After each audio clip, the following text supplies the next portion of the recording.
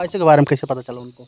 उनको पैसे के बारे में पता चला जब वो पहले फ्रेंडशिप थी तो वो 3,000 रुपये मुझसे मांगी थी तो मैंने दे दिया था। जी। फ्रेंडशिप थी तो मैंने दे दिया था। जब उससे ये लगा कि अब जब वो 3,000 रुपये बिना पापा मम्मी को बताए दे सकती है तब तो ये बहुत कुछ कर सकती।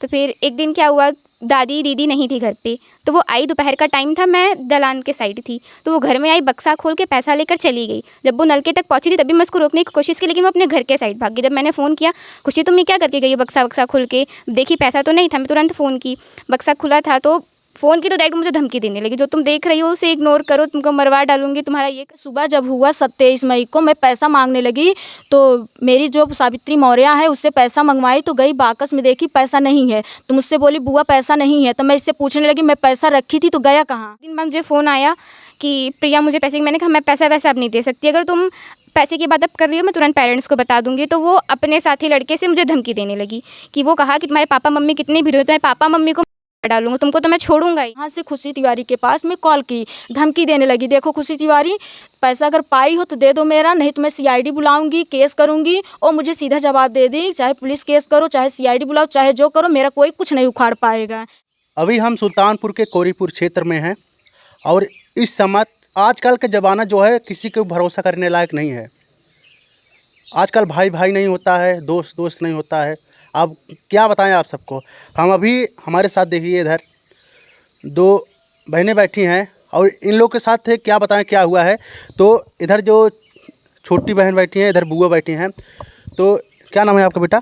सावित्री मौर्य। सावित्री मौर्य। ये सावित्री मौर्य जी हैं और इनके साथ इनके फ्रेंड ने गजब कर दिया, मतलब फ्रेंड ने इनके साथ धोखाधड़ी किया है। और क्या धोखाधड़ी हुआ है तो इन्हीं से पूछते हैं। तो सावित्री ये बताइए आपके फ्रेंड ने आपके साथ क्या किया है और आप जो पैसा चोरी हुआ है कैसे कैसे चोरी हुआ है, सब खुल के बताइए। पहले मेरी फ्रेंडशिप खुशी तिवारी से हुई। कैसे हुई थी?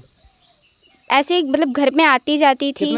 कितना महीने पहले दोस्ती हुई थी उनसे? 4-5 महीने पहले। 4-5 महीने हुए थे। हम्म। तब कैसे बाद में घर में आना जाना हुआ कैसे? घर में एक बार शादी पड़ी थी तो घर में मतलब उनका घर में आना जाना, जब मैं 4-5 महीने पहले दोस्ती हुई तभी से उनका घर में आना जाना था। तो तब इतनी ज़्यादा फ्रेंडशिप तो बहुत गहरी थी कि एक दूसरे की बात बताई जाती थी, एक दूसरे से बात शेयर की जाती थी। घर में कैसे आना जाना उनको लग गया? दोस्ती थी तो वो घर में आती जाती थी, घर में उठती थी, बैठती थी, सामान इधर उधर करती थी। अच्छा, पैसे के बारे में कैसे पता चला उनको? उनको पैसे के बारे में पता चला जब वो पहले फ्रेंडशिप थी तो वो 3,000 रुपये मुझसे मांगी थी तो मैंने दे दिया था। फ्रेंडशिप थी तो मैंने दे दिया था। जब उससे ये लगा कि अब जब वो 3,000 रुपये बिना पापा मम्मी को बताए दे सकती है तब तो ये बहुत कुछ कर सकती है। तो फिर वो मुझे आई, मेरे पास उठी बैठी, मुझसे ये पूछने लगी घर में पैसा वैसा है क्या? मैंने कहा हाँ बुआ का पैसा रखा है। तो पूछी कहाँ रखा है? मैंने बताया बक्से में रखा है। तो फिर एक दिन क्या हुआ, दादी दीदी नहीं थी घर पे, तो वो आई, दोपहर का टाइम था, मैं दलान के साइड थी, तो वो घर में आई, बक्सा खोल के पैसा लेकर चली गई। जब वो नलके तक पहुंची थी तभी मैं उसको रोकने की कोशिश की, लेकिन वो अपने घर के साइड भाग गई। जब मैंने फ़ोन किया, खुशी तुम ये क्या करके गई हो बक्सा वक्सा खोल के, देखी पैसा तो नहीं था, मैं तुरंत फ़ोन की, बक्सा खुला था, तो फ़ोन की तो डायरेक्ट मुझे धमकी देने लगी, जो तुम देख रही हो उसे इग्नोर करो, करवा डालूंगी, तुम्हारा ये करवा डालूंगी, तुम्हें ज़िंदा नहीं छोड़ूंगी, तुम्हारे पापा मम्मी को डालूंगी, तुम कहीं भी सेफ़ नहीं हो, तुम कहीं नहीं आ जा सकती, तुम कहीं खड़ी नहीं हो सकती। मुझे बहुत धमकी दी। मैं डर की वजह से पेरेंट्स को एक बात तक नहीं बताई। घर में बहुत कुछ हुआ, मैं इग्नोर कर दी क्योंकि मुझे इतना डराया धमकाया गया था कि मैं एक शब्द तक नहीं उसके बारे में बोल सकती थी। अच्छा, मतलब जब वो पैसा लेकर गई उसके बाद वो खुद फ़ोन किए थे कि नहीं, मैं की थी क्योंकि बक्सा खुला था तो मुझे तुरंत डाउट हुआ कि पैसा गायब हो गया है, तो मैं कॉल की थी, वो नहीं की थी। मतलब कॉल करने के बाद वो धमकी दे रही थी? हाँ, तुरंत वो धमकी दी। फिर ये भी कहती थी कि तुम बात मुझसे जो कर रही हो नंबर डिलीट करते जाना। कभी कभी तो खुद के हाथ से फ़ोन छीन के नंबर डिलीट कर देती थी। अच्छा, डिलीट कर देती? हाँ, नंबर डिलीट कर देती थी। अपने जैसे कि कोई घर में बड़े जैसे भैया ये नहीं थे? नहीं, घर में मेरी दादी और एक दीदी रहती हैं, बाकी पापा मम्मी, एक भाई एक बहन, तो वो सूरत रहते हैं। पैसा लेके गई हो, ठीक ना? पैसा चांद लेके गई थी ना? हाँ। मतलब वो धमकी दी, धमकी देने के बाद और भी धमकी आपको मिला था पैसा वैसा निकालने के लिए? हाँ, मुझे उसके बाद जब ये इतना सब कुछ हो गया तो एक दिन बाद मुझे फ़ोन आया कि प्रिया मुझे पैसे, मैंने कहा मैं पैसा वैसा अब नहीं दे सकती, अगर तुम पैसे की बात अब कर रही हो, मैं तुरंत पेरेंट्स को बता दूंगी। तो वो अपने साथी लड़के से मुझे धमकी देने लगी कि वो कहा कि तुम्हारे पापा मम्मी कितनी भी हो, तुम्हारे पापा मम्मी को मैं मरवा डालूंगा, तुमको तो मैं छोड़ूंगा ही नहीं। इसी बात पे मुझे भट्ठे पे बुलाया गया। भट्ठे पे बुलाया गया तो एक लड़का था, आधा फेस कवर किया था। वो मुझे कहा कि तुम चलो अपने अकाउंट से पैसा निकालो। मैंने कहा मेरे पास कोई प्रूफ नहीं है कि मैं जाके अकाउंट से पैसा निकालूँ, ना मेरे पास पासबुक है, कुछ भी नहीं है। वो डायरेक्ट मुझे चाकू दिखाने लगा, तुमको मैं यहीं मार डालूंगा। उस दिन मैं घर पे चली आई, मैं घर पे किसी को नहीं बताई। उस दिन मैं घर में आई तो थी, लेकिन मैं रूम में सोई। मैं कहा मैं बाहर नहीं सो पाऊँगी क्योंकि मुझे ये धमकी मिली थी कि मैं तुमको मार डालूँगा। उसके कल जब हुआ तो सोमवार का, संडे के दिन मुझे भट्ठे पे बुलाया गया। सोमवार का दिन था, कहा मुझे कल पैसा चाहिए, चाहे जैसे चाहे जहाँ से ला के दो, मैं कुछ नहीं जानता। जब मैं भट्ठे पे जाती थी तो वो लड़की घर पे देखती थी, कोई घर का तो नहीं जा रहा है इंसान पीछे पीछे भट्ठे पे। और जब मैं घर चली आती थी तब वो लड़की उस लड़के से बात करने जाती थी कि क्या बात हुआ, तुमको पैसे के लिए बोली, क्या बोली, तुमको पैसा देगी कि नहीं देगी, ये सब बात करने जाती थी। मतलब भट्ठे पे अकेले ही गई थी? हाँ, मैं अकेले गई थी भट्ठे पे। तभी घर वाले के किसी को नहीं बताई? नहीं, घर वाले जब नहीं रहते तभी वो बुलाती भी थी। दादी दीदी जब नहीं रहती थी तभी उसका फ़ोन आता था, तभी उसकी धमकी आती थी। जब तक घर पे लोग हैं तब तक वो कुछ भी नहीं बोलती, वो खुद ही घर वालों से तब डरती थी, तब वो कुछ नहीं बोलती थी। अच्छा, अभी उम्र कितना है आपका? मेरी उम्र 13 साल की है। 13 साल की। वो कितने साल की होगी? वो 22-23 साल की हैं। 22-23 साल की है। मतलब सिर्फ पैसा नाटने के लिए वो दोस्ती की थी? हाँ। चलिए, बुआ साथ में है, इनसे भी बातचीत करते हैं। तो ये बताइए, आपने जो पढ़ाई का पैसा रखा था, कब रखा था और कैसे हुआ? आप थोड़ा ये हबड़ा रही हैं, डरा रही हैं, मैं चाहूँगा आप खुल के बताइए। सर मैं 27 अप्रैल को घर पे आई थी। मेरे मामा के यहाँ शादी था, मेरी मम्मी वहीं जाने वाली थी।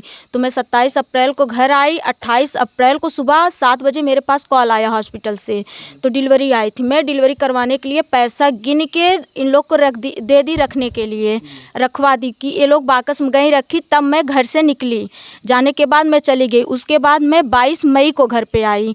22 वही मेरे पास कॉलेज से फ़ोन आया कि फ़ीस जमा करना है, तुम्हारे 60,000 बाकी है, जो आओ मार्कशीट ले जाओ, फीस अपना जमा करो।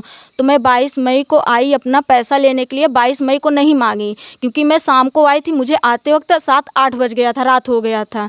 तो मैं सुबह जब हुआ 23 मई को मैं पैसा मांगने लगी, तो मेरी जो सावित्री मौर्य है उससे पैसा मंगवाई। तो गई बाकस में, देखी पैसा नहीं है, तो मुझसे बोली बुआ पैसा नहीं है। तो मैं इससे पूछने लगी मैं पैसा रखी थी तो गया कहाँ, कहाँ गया, तुम लोग किसी को दी तो नहीं हो? ये लोग सीधा इनकार कर दी, नहीं दिए हैं। उसके बाद जो जो हमारे घर में आता था सबसे मैं पूछने लगी कहीं मेरा पैसा तो नहीं ली हो, अगर पाई हो तो चैन पैसा मेरा वापस दे दो, बल्कि मुझसे 10-20 हज़ार ले लो, लेकिन पर मेरा पैसा चैन वापस कर दो। लेकिन कोई नहीं बोला। सब खुशी तिवारी भी इनकार कर दी और एक बच्ची थी वो भी इनकार कर दी कि हम नहीं लिए हैं। फिर उसके बाद मैं हॉस्पिटल पर चली गई 2-3 दिन के बाद। फिर वहाँ से खुशी तिवारी के पास मैं कॉल की, धमकी देने लगी, देखो खुशी तिवारी पैसा अगर पाई हो तो दे दो मेरा, नहीं तो मैं CID बुलाऊंगी, केस करूंगी। और मुझे सीधा जवाब दे दी, चाहे पुलिस केस करो, चाहे CID बुलाओ, चाहे जो करो, मेरा कोई कुछ नहीं उखाड़ पाएगा। ये मुझे धमकी दे दी। जब ऐसे बोल दी तो उसके बाद मैं फ़ोन कट कर दी। फ़ोन कट करने के बाद मैं 1 महीना तक किसी से कुछ पूछी ना बोली। 25 तारीख को जब अकाउंट से पैसा निकला, भैया के पास मैसेज गया, तब मेरे पास कॉल किए भैया कि ATM 25 जून को जब पैसा निकला तो भैया मेरे पास कॉल किए, सावित्री मौर्य का ATM तो खो गया है क्या? मैंने बोला नहीं भैया, मेरे पास ऐसे ऐसे फ़ोन आया था, मैं पहचानती नहीं किसका फ़ोन आया था, मुझे इमरजेंसी में धनिया मोह बुला लिया। तो मैं बदलापुर पहुंची थी, तब अरे सावित्री मौर्य गई कोयरीपुर, गई माई मुझे फ़ोन करके बताई। अब ये नहीं जानते हैं कि पैसा खोया क्या, ये मुझे नहीं पता भैया। उसके बाद मैं सावित्री मौर्य के पास कॉल की, सावित्री मौर्य से पूछी कि अरे ATM खोया है कि नहीं? बोली कि बुआ अभी घर चल रहे हैं, अभी घर नहीं पहुँचे हैं, घर चल के देखते हैं कि ATM खोया है कि नहीं। उसके बाद 10-15 मिनट के बाद भैया मेरे फिर फ़ोन किए, बोले कि सावित्री मौर्य पैसा 23,000 निकाली है रागनी, चली जाओ घर। उसके बाद मैं घर आई, देखी 23,000 निकाली थी। सावित्री मौर्य से शासन दे के रात भर दिन भर पूछी, फिर दिन भर दोपहर 12:13 हो रहे थे, वो सारा तब बताने लगी, रोने लगी, बुआ मेरे साथ ऐसे ब्लैकमेल किया जा रहा है, ऐसे ऐसे मेरे साथ हो रहा है, इसीलिए मैं बता नहीं रही, ऐसे पैसा गया है। हाँ सर, पता चला? तब मुझे पता चला। इसके पहले आप कंप्लेंट नहीं करवाए थे पुलिस प्रशासन? नहीं सर, कंप्लेन इसलिए नहीं करवाई थी क्योंकि मुझे पता नहीं था कौन लिया है, किसके हाथ से गया है, मेरे घर वाले दिए हैं, कौन दिया मुझे तब पता नहीं था। जब 25 तारीख को पैसा निकला, मैं शासन दी इसको, तब मुझे जाके बताई, तब मैं कंप्लेन डाली। कंप्लेंट कब डाली आप? परसों सर। परसों। 1 जुलाई को सर। अच्छा ये बताइए, पुलिस प्रशासन से आप क्या मदद मांगना चाहती हैं? हम यही प्रशासन उनसे मांगना चाहते हैं कि प्रशासन द्वारा मेरा पैसा चैन वापस करें और हमारे परिवार की सुरक्षा करें। अभी धमकी मिली है कि नहीं? नहीं, मुझे धमकी नहीं मिली है, सिर्फ मुझे इमरजेंसी कॉल करके घर से हटाया गया था। अच्छा, इमरजेंसी कॉल करके, मतलब देखिए इनको पहले इनके पास फ़ोन आता है कि इमरजेंसी मैटर कुछ है, मतलब डिलीवरी का कुछ केस है, बुलाया गया। लेकिन अच्छा, जब आप वहाँ पर गए थे मरीज़ मिले थे कि नहीं हो? नहीं मिले थे। मैं उनके पास फिर कॉल की, बोली कि भैया हम तो वहाँ धनिया में पहुँच चुके हैं, हॉस्पिटल पर बैठे हैं, आपका पेशेंट कहाँ है?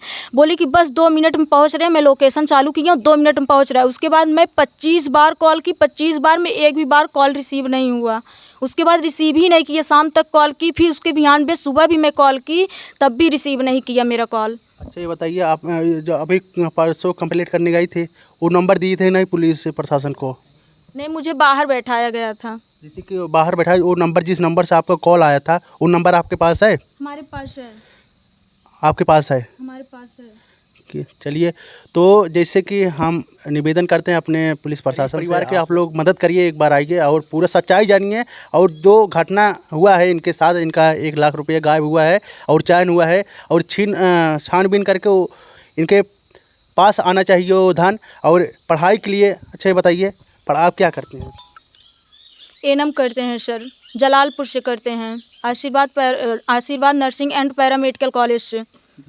ये बताइए, अपने मेहनत करके 1-1 रुपया जुटाई थे अपने फीस के लिए, और अभी ऐसा कांड हो गया है, तो आप लोग आइए और छानबीन करके इनका सारा रकम दिलवाइए। और चलिए फिर मिलते हैं एक नए वीडियो में।